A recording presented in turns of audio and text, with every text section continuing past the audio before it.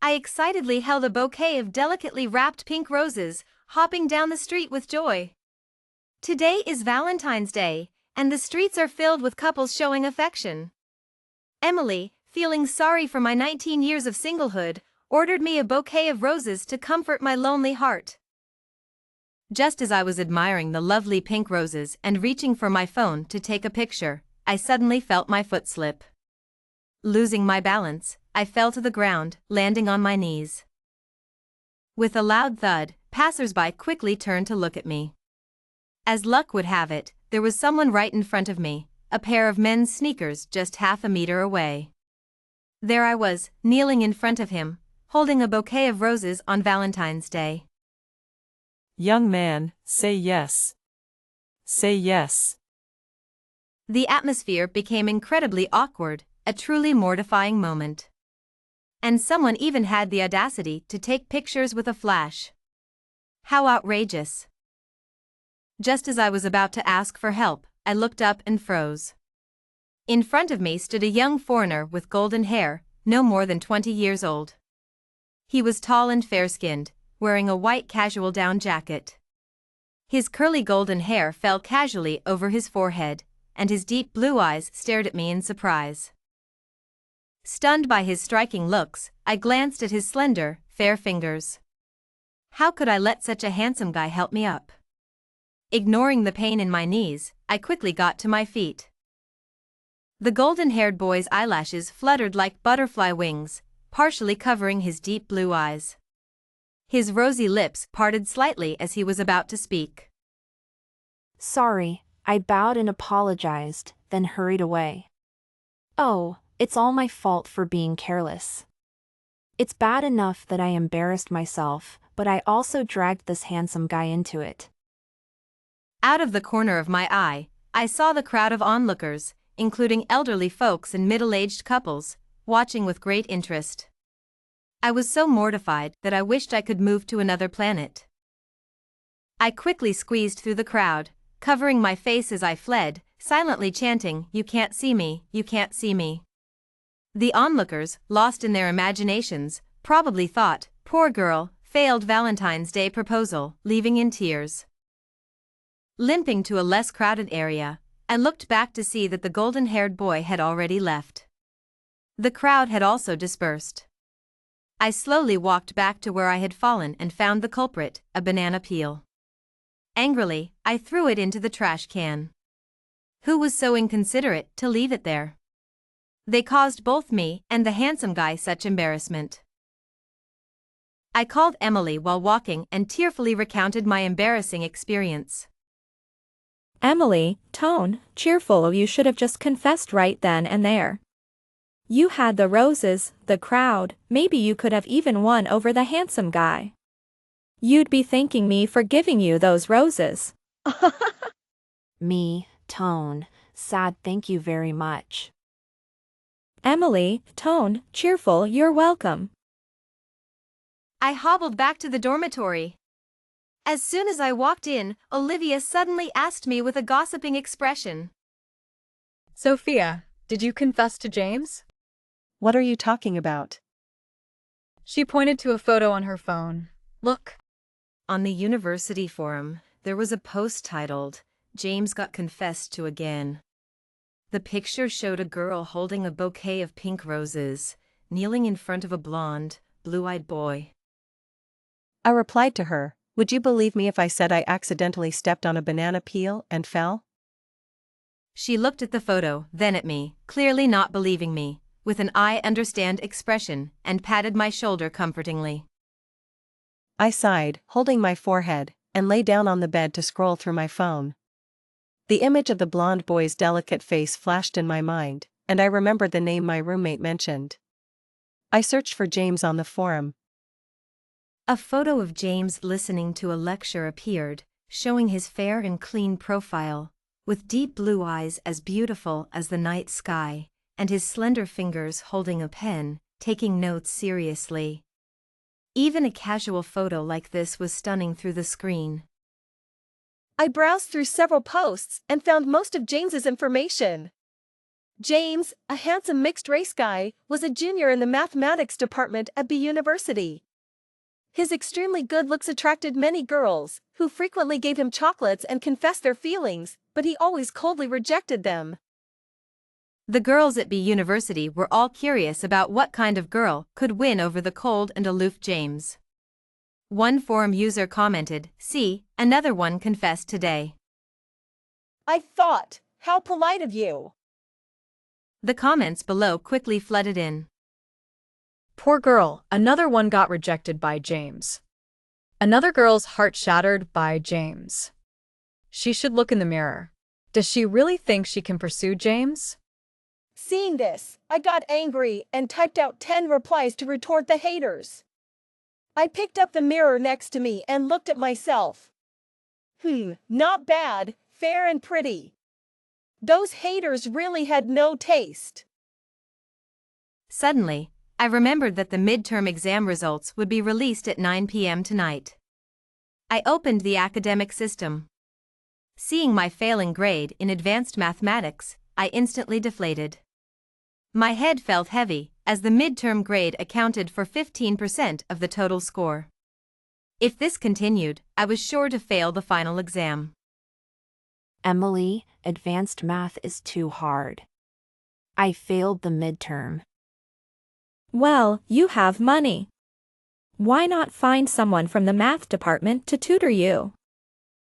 I seriously considered this plan and found it feasible, sending her a heart emoji.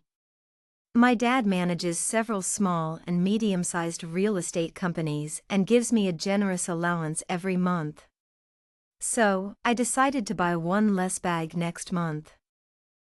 I opened QQ, found the confession wall, and posted, looking for a friend from the math department to tutor me in freshman advanced math. Payment is $300 per hour. Interested, please add my QQ. The confession wall replied, saying they would post it immediately. Soon, several red dots appeared on QQ, requesting to add me as a friend. I accepted them one by one and chatted with them, asking about their exam scores. After some selection, I was stunned to see a perfect score in advanced math. I had found a math genius. I glanced at the profile picture, a cute puppy. I immediately confirmed the arrangement and scheduled the tutoring session for the evening at an off-campus study room. The puppy profile picture replied with an okay and then asked, "What was your midterm score in advanced math?" It was heartbreaking for a top student to ask a struggling student about their score. With tears in my eyes, I typed out the number 47. I felt sorry for the genius, having to tutor someone as bad at math as me. The person on the other side was silent for a while before replying, "Remember to be on time at 7 p.m. Okay. What's your last name? James. Suddenly, the name felt familiar, and the image of that mixed-race boy flashed in my mind. But then I thought it couldn't be such a coincidence, there were so many students in the math department. After finishing my meal early, I tearfully packed my calculus book and the 47-point test paper. I arrived at the reserved private study room, pleased with its clean and tidy environment. I lounged in the chair, playing on my phone while waiting for the tutoring genius to arrive. The door on the right slowly opened. A young man walked in, carrying a white canvas bag. His features were flawless, with golden hair that seemed to glow under the light and cold, deep blue eyes that slowly lifted to look at me. Sophia? Yes. James, that's my name. The embarrassing scene from that day flashed through my mind, me kneeling with a bouquet of roses in front of him, surrounded by onlookers. I hurriedly explained, feeling guilty in not daring to look at him. James, I'm sorry about that day. I accidentally stepped on a banana peel and embarrassed both of us. A light laugh came from above my head. I looked up to see his indifferent face, his eyes still cold, and his lips showing no trace of a smile. It was as if the sound I had just heard was an illusion. Did I really hear it wrong? It's fine. I'll treat you to a meal as an apology. His long eyelashes lowered, covering his eyes as if he were considering whether to go. After a while, he replied. Okay. I silently wept inside, feeling that I had wronged him too much last time. James was actually quite approachable, not as cold as he seemed on the surface. James, you're so good at math. Why are you willing to tutor someone like me who's so bad at it?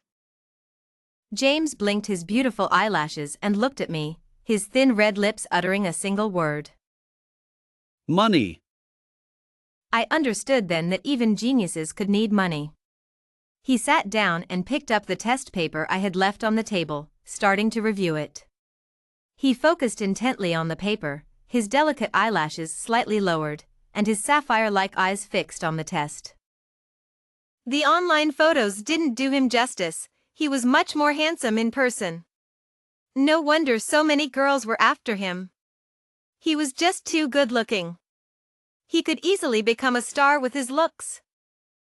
His exquisite eyebrows gradually furrowed, and he glanced at me with his cold blue eyes. I, the weak and trembling student, was terrified. Then he opened my calculus book to the first unit and marked a few problems. Do these. Okay. After finishing, I handed the notebook to him. James quickly reviewed it, marking several bright red crosses on the practice book. Your basics are too weak. We'll start from the beginning. Okay. Every weekend at 7 p.m., James would tutor me for 2 hours. Having a math genius with a great voice and stunning looks was just too good to be true. Attending the high-level math classes taught by our boarding school teacher felt like listening to a lullaby, making me drowsy. But when James, the university math god, explained the problems to me, just seeing his incredibly handsome face made me feel more energized than ever. Who could refuse a handsome guy who can explain math problems, especially when he's a mixed race, drop-dead gorgeous guy? Except for his cold tone, everything about him was perfect. I sighed as I looked at the homework assigned by our school's high-level math teacher in my dorm room. It stared back at me, and neither of us recognized the other. I had no choice but to take out my phone, snap a photo, and send it to James for help. After a while, the icon of a little dog flashed, and a QQ call came through. Hello, a deep, cool male voice came through my earphones. I was stunned for a moment, my heart pounding uncontrollably. I am here. This problem isn't difficult. Look at the example on page 94 of your high-level math book. His voice, as melodious and deep as a violin, carefully and meticulously explained the problem I had sent him. His voice kept entering my ears, and I started to get a bit distracted. Gradually, I couldn't hear his explanation clearly, only the clear male voice echoing in my mind, accompanied by the sound of my rapidly beating heart. Do you understand? Yes, I got it. Good. James said, then hung up the phone. I looked at the chat log, noting the call duration of 5:21. Facepalm emoji, that number was just perfect. I rubbed my reddened earlobes, and my accelerated heartbeat gradually calmed down. Sophia, oh Sophia, you're so hopeless. It's just a call from a handsome guy, just a nice voice, that's all. After the second class of the morning, I was ready to head to the cafeteria for lunch. As soon as I entered, I spotted James in the corner. James! The boy was slightly startled, lifting his light blue eyes to look at me and nodding slightly in greeting. Out of the corner of my eye, I noticed his plate was filled with just carrots and cabbage, no meat at all. Didn't you get your salary last month? Why are you eating so plainly? Suddenly, I remembered something and said to him, I promised to treat you to a meal last time. How about today? I've already got my food. You're still growing, you can't just eat vegetables. Wait here, I'll get some meat dishes. I quickly ran to the food counter and packed some chicken legs, braised ribs, spicy stir-fried pork, and braised pork. Then I placed the 4 plastic bowls in front of him one by one. It's too much, I can't finish it. Then pack it up and eat it for dinner. I picked up my chopsticks and sat down across from him. Let's eat. Placing a chicken leg on his plate, eat more. I watched the blonde boy silently gnawing on the chicken leg, his cheeks puffing up. His movements were still elegant, but somehow, he looked a bit cute.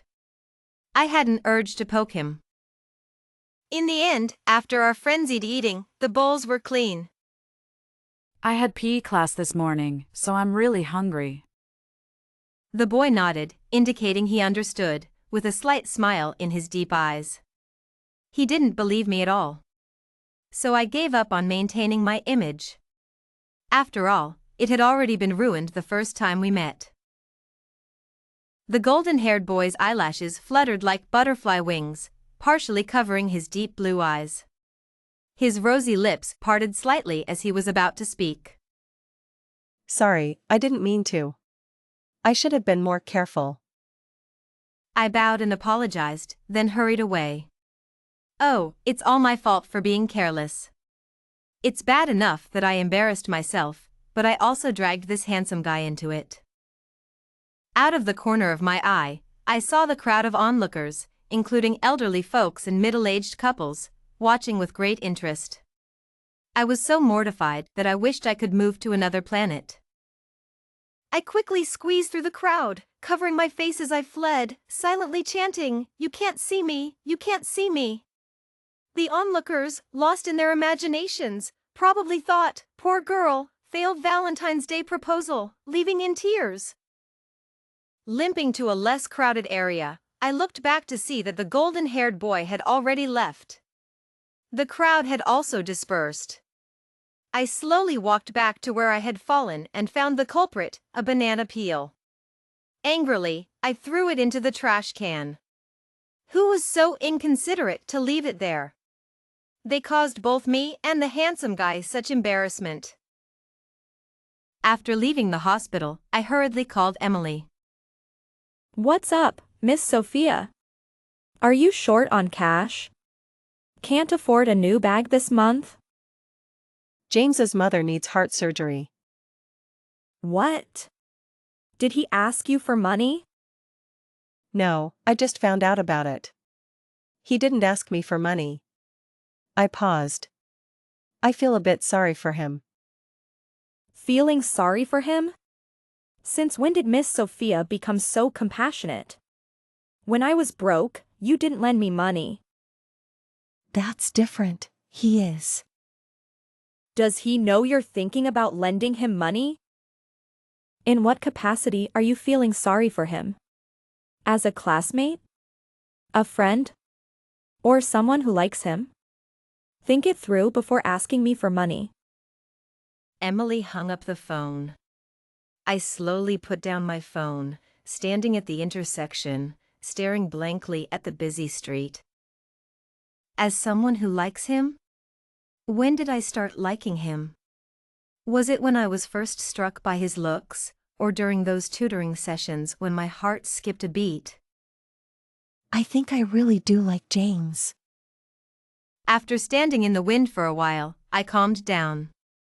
I dialed Emily's number again. Emily, I think I really do like him. What if he's a jerk and doesn't pay you back? But it's still a life. If I have the ability to help, why wouldn't I? My allowance comes next month. I'll pay you back then. The next day, I went to the payment window to settle the surgery bill and then carried a fruit basket to visit the lady in the hospital. I gently pushed the door open and saw a woman in her 50s lying on the bed with her eyes closed. A young boy was napping by the bedside, his fair cheek resting on his arm, eyes closed, long lashes casting shadows on his nose, with faint dark circles under his eyes. It seemed he hadn't rested well last night. Sunlight streamed through the window, making the boy look pure and serene. I tiptoed into the room, placed the fruit basket on the bedside table, and slipped the payment receipt under it.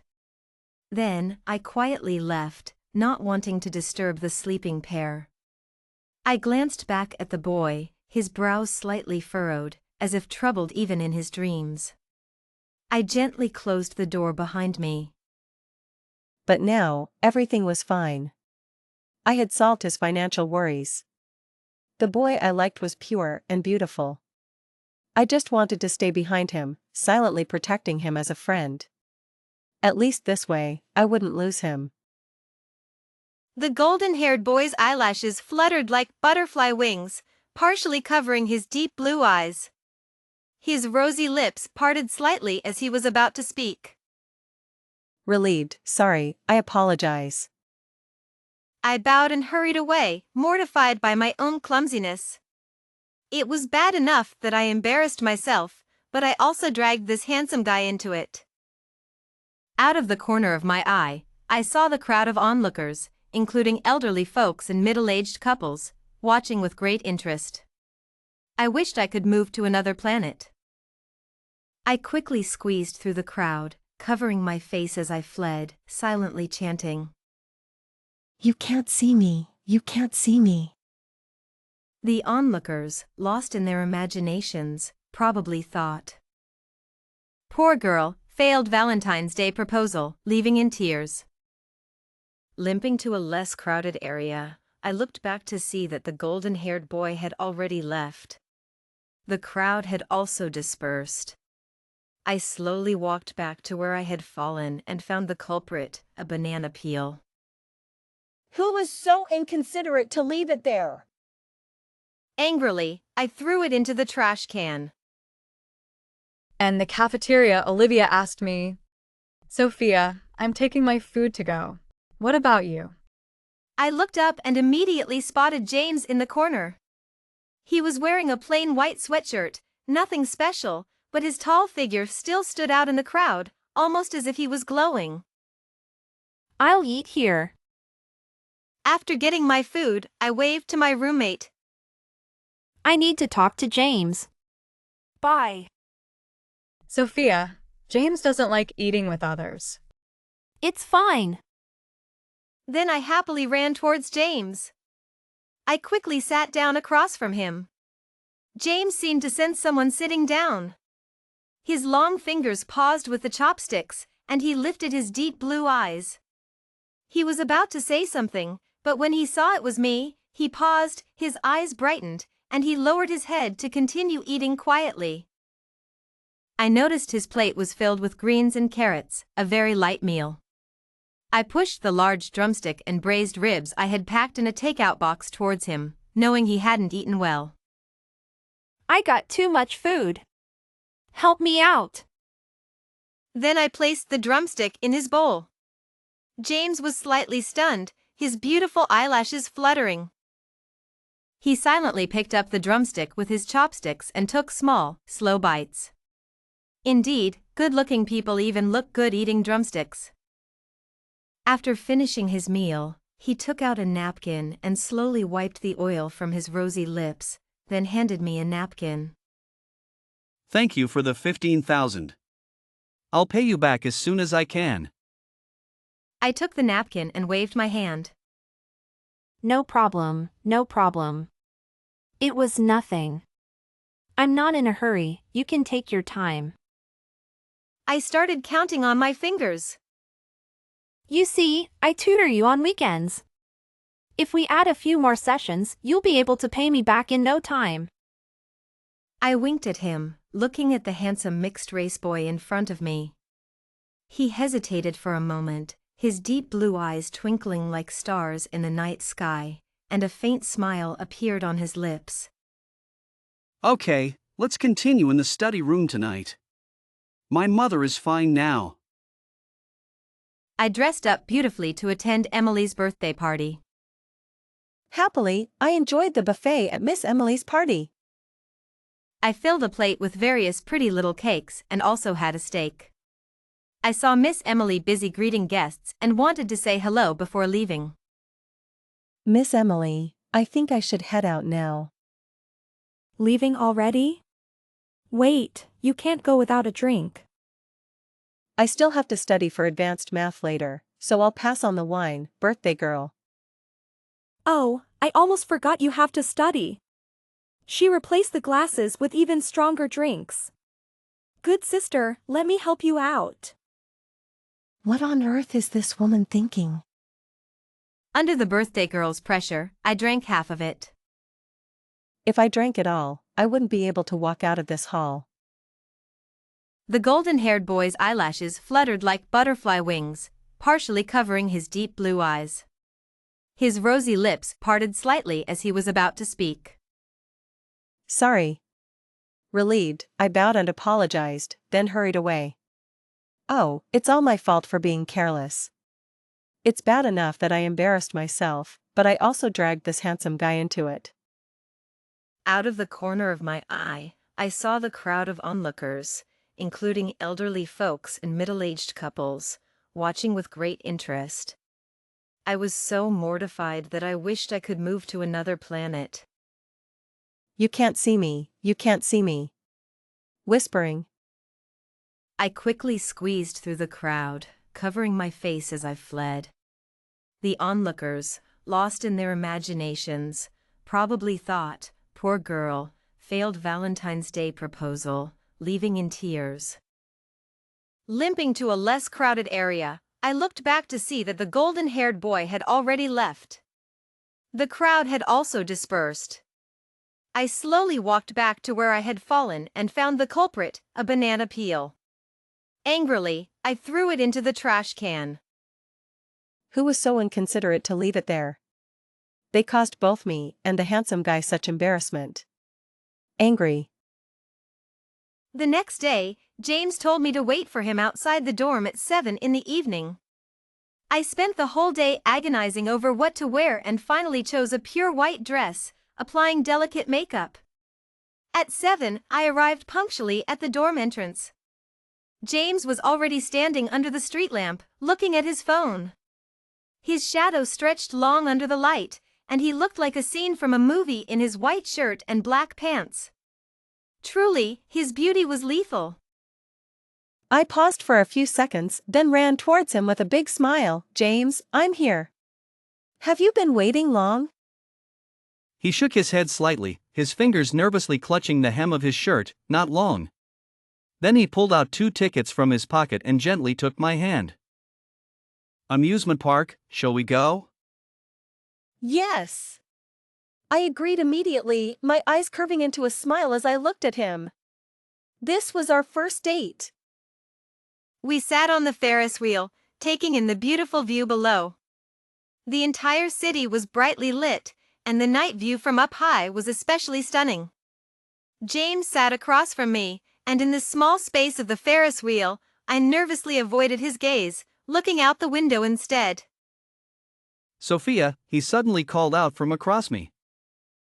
I snapped out of my daze and turned to look at him. Yes? He bit his rosy lip lightly, his blue eyes glancing at me before quickly looking away, his delicate eyelashes fluttering like butterfly wings. I chuckled softly, gently tugging at his shirt. What's wrong? He took a deep breath and looked at me seriously, his pale face tinged with a blush. I like you. Then he raised his beautiful blue crystal-like eyes, looking at me earnestly. Will you be my girlfriend? I was stunned for a moment, caught off guard by his sudden confession. The shy, cool boy was just too adorable. Aren't we all ready?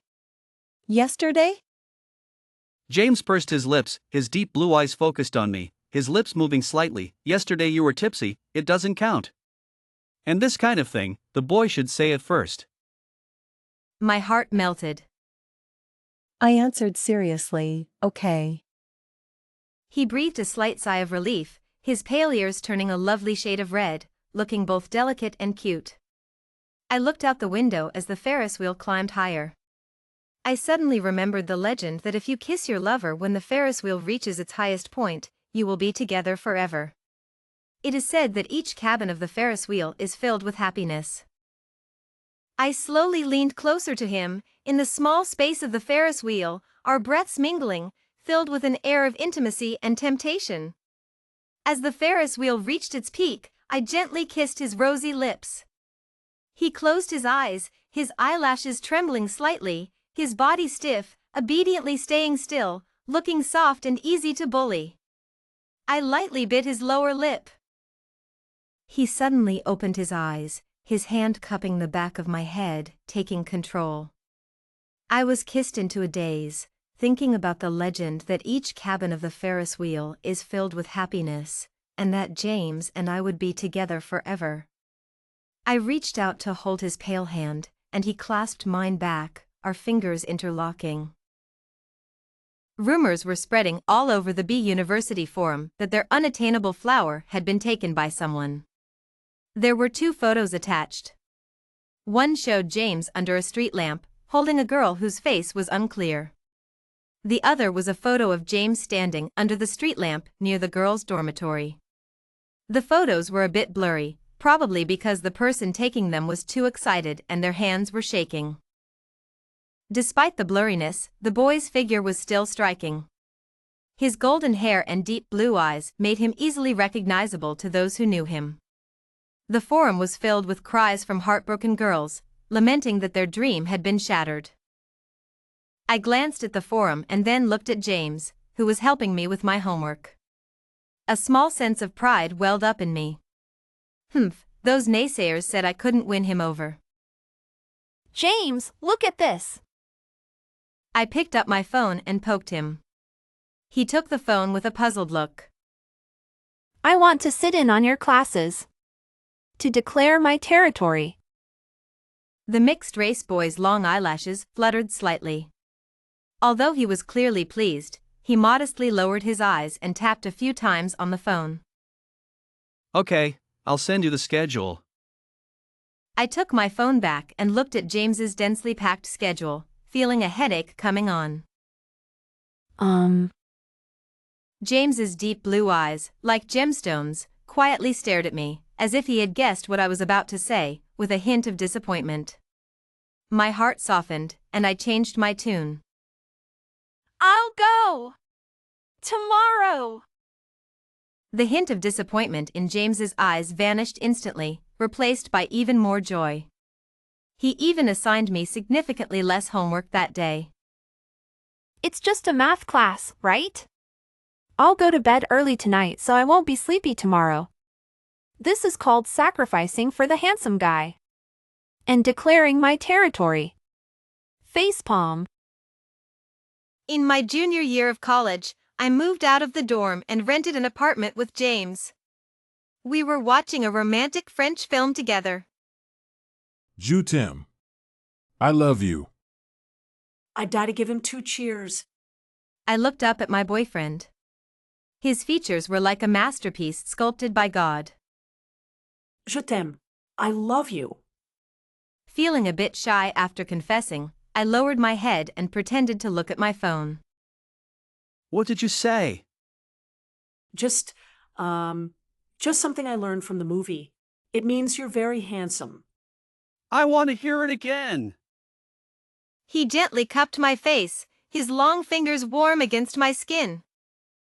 Je t'aime. I love you. In that instant, it was as if fireworks exploded in his eyes. Je t'aime. I love you. The stunning mixed-race boy gently held me in his arms. Is this the happiness of a movie heroine? It's too blissful. I kissed his face, leaving a lipstick mark on his fair skin, feeling inexplicably guilty. James, which country is your father from? France. The end.